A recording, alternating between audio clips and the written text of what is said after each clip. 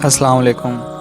इस वीडियो में मैं आपको नमाज के मतलब चंद ऐसी बातें बताना चाहता हूँ जो अमूमन हम गलत कर रहे हैं। अगर वीडियो पसंद आए तो इस वीडियो को शेयर कर देना। दोस्तों, जब हम नमाज के लिए खड़े होते हैं तो आंखें बंद करना मकरूह होता है।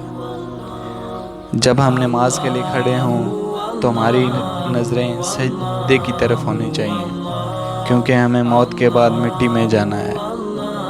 और जब हम रुकू में जाते हैं तो हमारी नज़रें पैर के नाखर पर होनी चाहिए, क्योंकि हमारी रूह वहीं से निकलनी है। और जब हम सजदे में जाएं तो हमें अपनी आँखों से अपने नाक को देखना चाहिए, क्योंकि मौत के बाद कब्र में जाने के बाद सबसे पहले हमारी नाक ही ख़त्म होनी है। और जब हम बैठे हों दुआ के लिए तो हमारी नज़रें झोली पर होनी चाहिए, क्योंकि हमारी झोली अभी भी खाली है और भर भी जाए तब भी खाली है।